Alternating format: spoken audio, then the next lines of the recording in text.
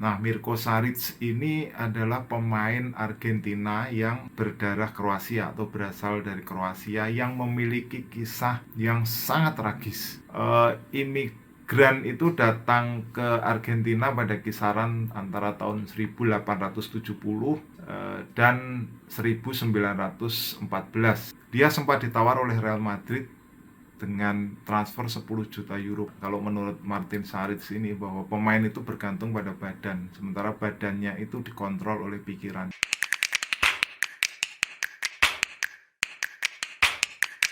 Salam pemirsa, ketemu lagi di Titis Corner, dan kali ini saya akan coba ajak Anda untuk membahas ya, kenapa kira-kira begitu banyak pemain Argentina yang merupakan keturunan dari luar negeri atau bukan asli dari Argentina. Jadi beberapa banyak diantaranya adalah mereka yang leluhurnya dari Italia, dari Spanyol, kemudian bahkan ada yang leluhurnya itu dari Kroasia. Seperti Diego Armando Maradona itu, kalau Anda tahu, neneknya dari jalur ibu Salvadora Kariolic itu, dia adalah orang Kroasia.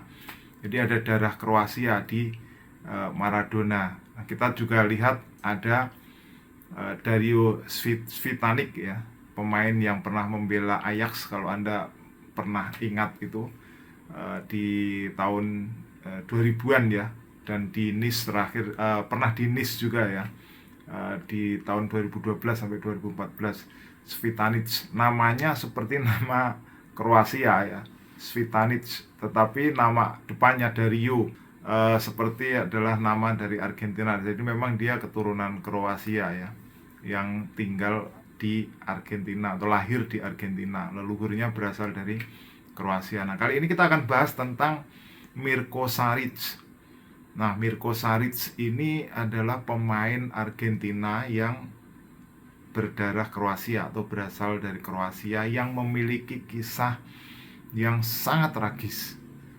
Jadi nanti sebelum saya berkisah tentang Mirko Saric, baiklah mari kita telusuri dulu bagaimana asal muasal banyak sekali orang dari luar yang datang, imigran yang datang ke Argentina. Jadi ini kalau kita baca ya, saya baca buku yang Football, Polo, and Tango di Argentina ya, karangan Eduardo Arcetti. Jadi di situ dijelaskan bahwa imigran itu datang ke Argentina pada kisaran antara tahun 1870 dan 1914.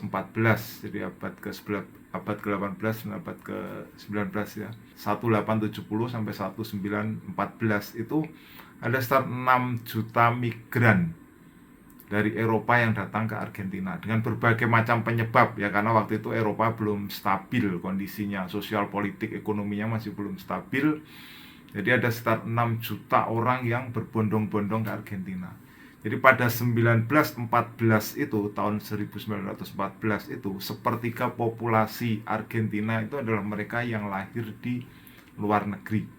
Nah, komposisinya bagaimana? Komposisinya itu adalah Italia itu ada 39,4%. Kemudian dari Spanyol itu 35,2%. Kebanyakan berasal dari wilayah Galicia.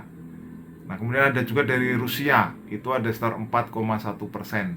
Nah, dari Lebanon itu juga banyak yang datang dari Lebanon. Itu menurut Eduardo Arcetti dalam tulisan dia itu 2,7%. Dari Inggris itu kecil tetapi menguasai ekonomi, dan termasuk mereka yang mengenalkan sepak bola ke Argentina. Jumlahnya 1,1% dari populasi. Nah, sisanya itu ada dari Perancis, dari Jerman, dari Denmark, dari Serbia, dari Kroasia. Kemudian ada juga dari Irlandia, itu McAllister, itu Alexis McAllister itu kan Irlandia ya, keturunan dari Irlandia. Nah, bahasa Inggris kebanyakan digunakan di industri dan ekonomi perdagangan. Kemudian di level budaya banyak yang menggunakan bahasa Prancis. Di keseharian bahasa yang sering digunakan adalah Spanyol, dan termasuk juga Italia, tapi Spanyol yang lebih banyak digunakan. Nah, dari situlah kita tahu ya betapa banyak sekali pemain-pemain yang dari Argentina ini kadang diambil oleh Spanyol, diambil oleh Italia, karena memang mereka memiliki darah, memiliki leluhur di Spanyol, memiliki leluhur di Italia, seperti Retegui. Tapi juga ada pemain Argentina yang leluhurnya di Eropa dan membela Argentina. Ya, saya contohkan tadi Alexis McAllister misalnya, atau Dario Svitanic ini, dia bersama Argentina. Nah, Svitanic ini salah satu yang berdarah Kroasia, pernah di Ajax, pernah di Nice, pernah di Banfield, Boca Juniors, di Racing juga pernah. Di Nice ya dia populernya 2012-2014, 36 gol waktu itu dari 76 laga. Nah, kemudian Mirko Saric. Nah, kita masuk ke cerita tentang Mirko Saric. Mirko Saric ini yang menarik adalah dia pemain yang lahir 6 Juni 78, meninggalnya pada usia sangat muda, 21 tahun. Jadi 4 April tahun 2000 dia meninggal. Posisinya gelandang, tinggi 188 cm.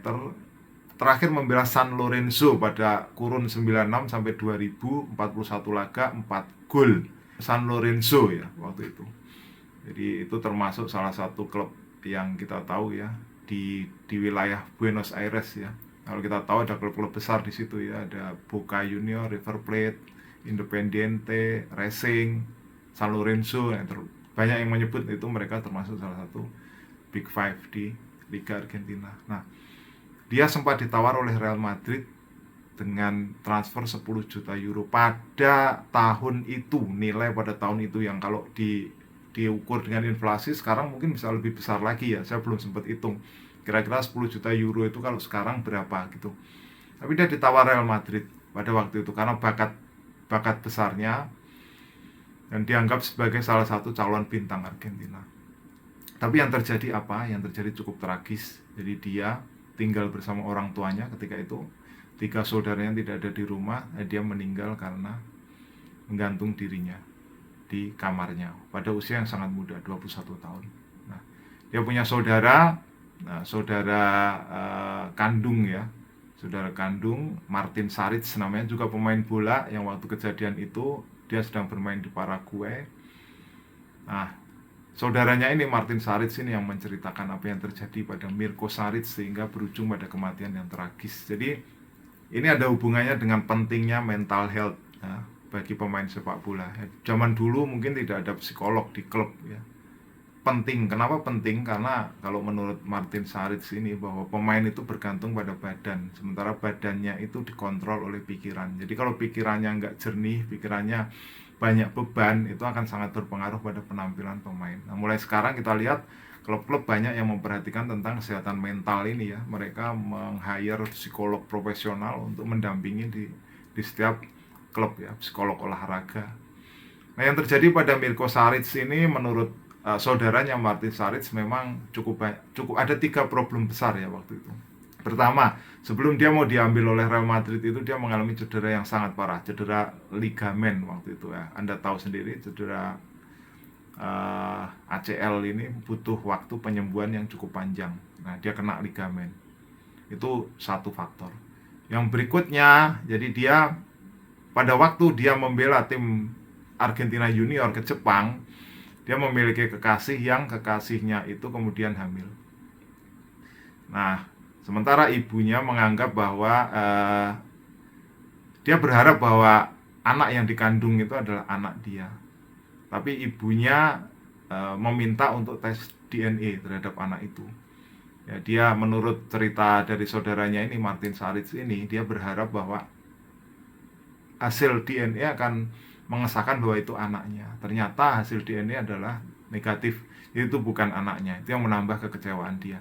Pada beberapa hari menjelang dia meninggal itu tadi, dia juga sempat mengalami kecelakaan lalu lintas di mana dia bertabrakan dengan orang dan orang itu menjatuhkan dirinya ke dalam mobil dia dan mengaku sebagai korban dari kecelakaan.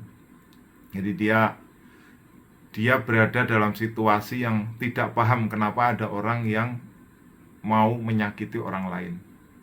Jadi tidak paham pada situasi bahwa ada orang-orang jahat. Itu menurut versi dari Martin Saric. Nah, itulah 3 problem itu yang kemudian berujung pada keputusan yang diambil oleh Mirko Saric ya, keputusan tragis ya. Dia bakat besar, diincar Real Madrid tapi meninggal pada usia yang sangat muda, 21 tahun di kamarnya sendiri dengan cara yang tragis ya. Semoga ini jadi pelajaran bagi insan sepak bola bahwa kesehatan mental seorang pemain bola itu penting artinya, dan dari kesehatan mental itulah tubuh itu bisa mengolah bola dan menjadi hiburan atau menjadi profesi mereka sehari-hari. Silakan jangan lupa subscribe, tulis komen di kolom komentar. Kita ketemu dalam pembahasan berikutnya. Salam.